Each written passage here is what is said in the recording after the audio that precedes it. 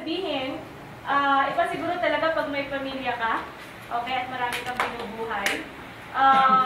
You're kinda, tawag dito, mas focus ka siguro, or mas marami kang kayang gawin, okay, dahil meron kang kailang support, dahil tinatawag natin, ano? Nga lang syempre, kapag medyo may pamilya ka, marami kang pamilya, no? Sa business kasi natin, guys, this is all about responsibility. Okay? Making money is easy out in the field.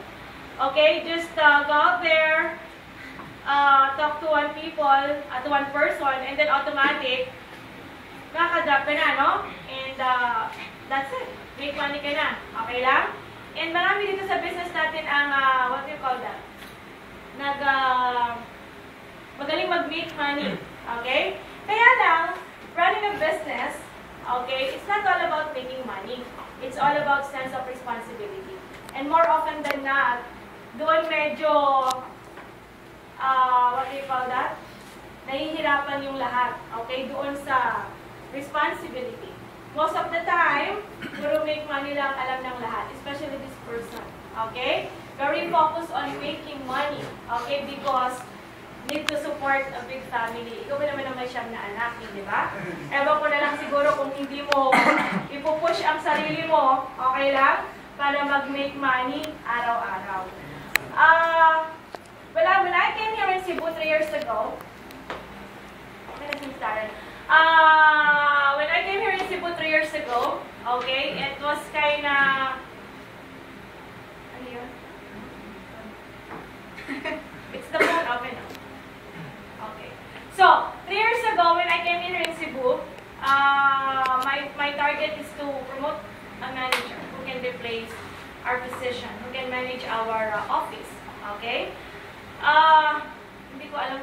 Saan pa ba ito? Okay. It takes time. It always takes time before I could be able to promote one person. Okay? Hindi ko alam kung bakit. At hindi ko rin maintindihan kung bakit ba naman lagi na pupunta na lang sa akin yung saksakan ng mga titigas ng ulo. Okay? Yung mga masyadong mga mahilig palagi silang focus sa sales sa tinatawag natin, which I don't understand. Which is napakahirap because, sabi ko nga, making money is easy, pero ang turuan ng isang taong maging responsable, gosh, ang hirap. Okay lang? Kasi nga, ako nga nahirapan akong turuan ng sarili ko maging responsable. Kaya siguro yung mga napupunta sa akin, hindi din ha. Okay, so anyway, sa madaling salita, palaging gano'n, mahirap. Okay? Dahil mahirap, marami rin nangyayari. Okay? Kasi you have to understand it, ano? Each and every one of us have standard. Okay? I have my standard. Okay? And my standard is, isa lang naman palagi eh.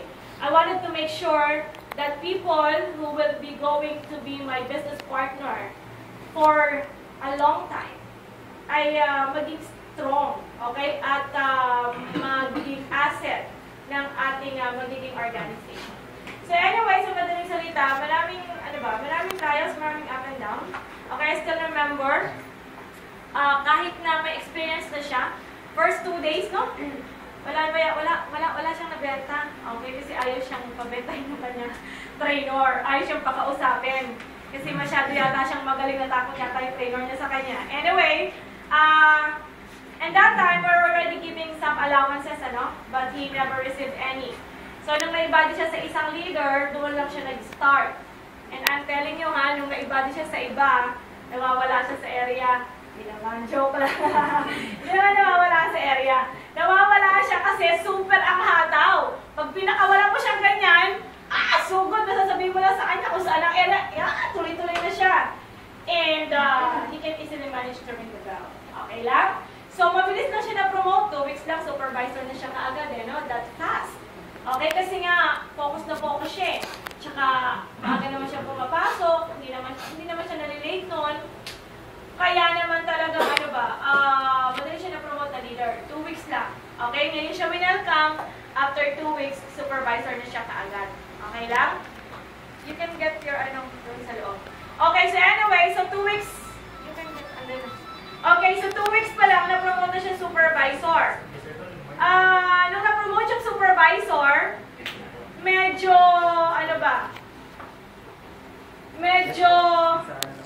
hindi rin naman siya nahirapan. Mabilis din siyang nakapag-build ng team. Kasi siguro nga magaling siyang mag-make money eh, no? Nga lang, walang sense of direction, puro making money na lang mga ito. Grabe, natatandaan ko yung time na nasa Fitness First kami.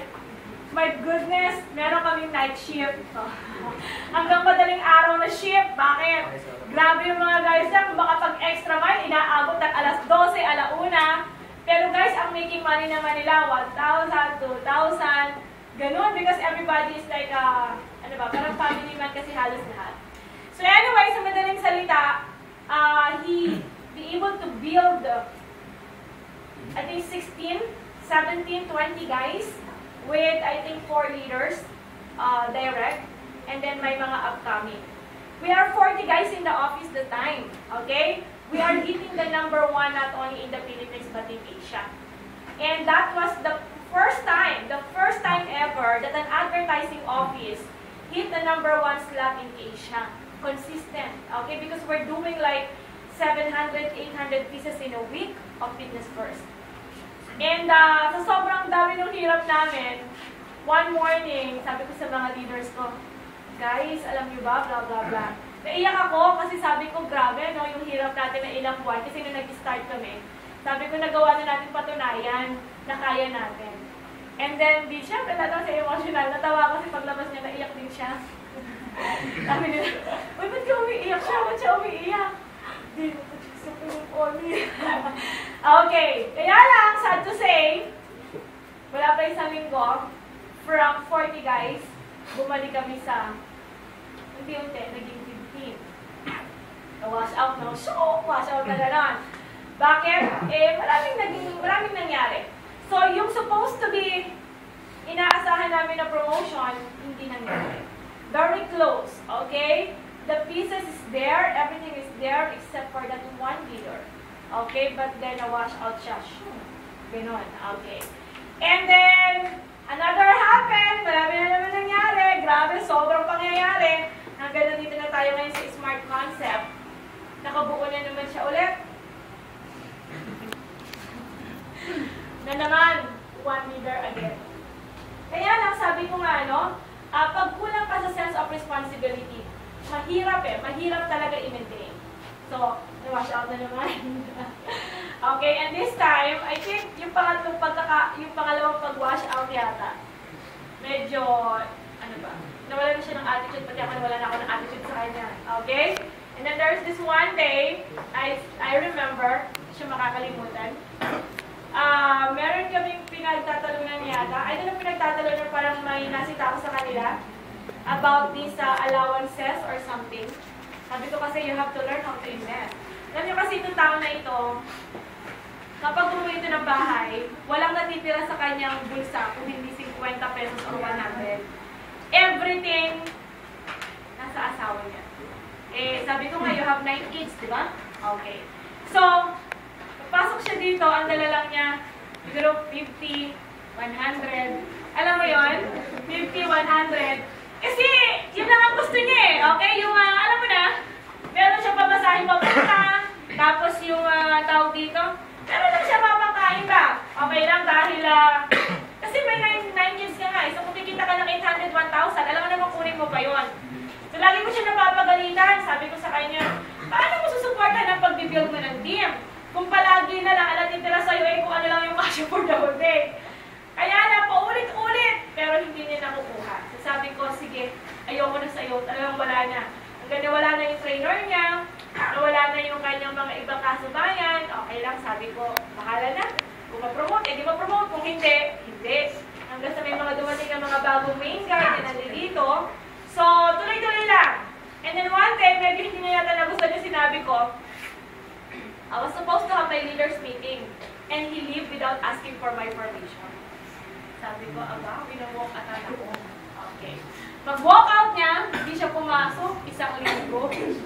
Sabi ko, kung sino mo tatawagin nila, hello. Hindi kita tatawagin mo ni Miss Richard.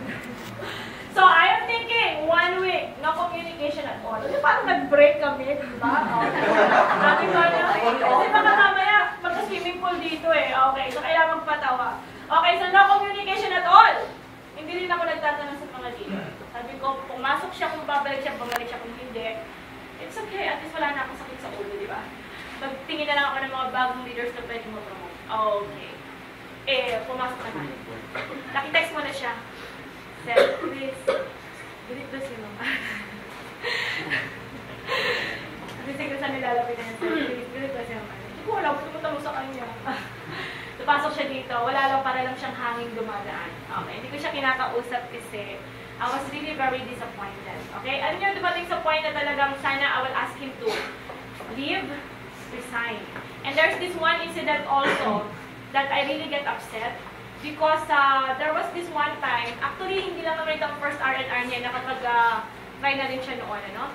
Kung saan meron siyang itinanong sa president natin, okay? About something na concern niya sa office. And I was really disappointed because I feel like you shouldn't ask that to the president. Don't you trust me when I say, eto ang dapat gawin, eto yung dapat. But maybe because he feels like, ang dami-dami naman kasing question dito ni ang dami-dami. Parang lahat na lang sa kanya, bawa, lahat na lang galing ko. Everything kasi ma-question kasi itong tao na ito. Piling niya kasi mas marami siyang alam sa akin. Sa buhay, oo. Sa business, hindi. Sa buhay siguro, oo. So mahilig siya ma-question. Kanina lang, pinag-question niya ako dun eh. Ma'am, ano namin ito? Ginastic ka? Hindi ah. Siya? Sino nagsabi sa'yo? Okay pa sila from guys ah. Okay. O, tingnan nyo? Hanggang ngayon pa hindi pa siya nagbabago, nang-question pa din siya. Okay, kaya lagi ko pinapalala sa kanya, do not ask question. Just keep on doing it. And then one day, you will be able to see, makukuha mo din yan. So anyway, after ng incident na yon, wala pa rin pagbabago. Akala ko meron. Matigas pa din ang ulo, pasaway pa din. Hanggang sa dumating yung point na minsan, akala ko natapos na kami sa galing storya. Mapasok siya sa office ko just to borrow some cash. Okay? What's funny was, this cash that he's borrowing is not naman 1,000. It's not naman 2,000. Naalala ko, dinig na dinig ko. It's just asking for 50 because he don't have any more money in his pocket.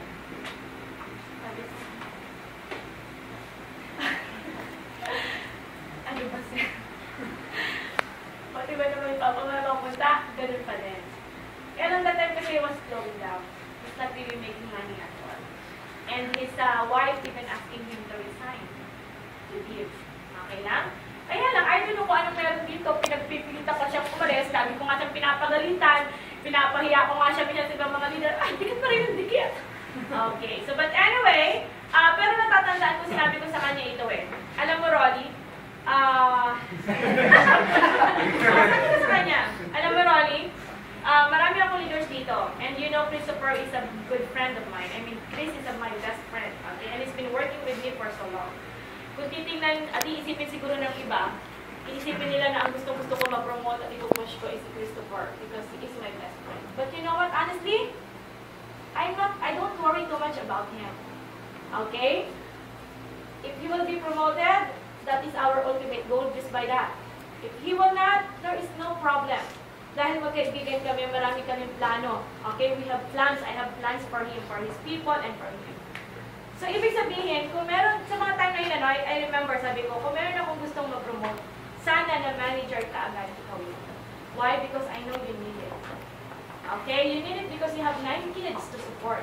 You have your wife. You have your parents in there. Tapos sinasabi ko, bakit pa ayaw magpapunta ni Rolly sa bahay? Kasi okay,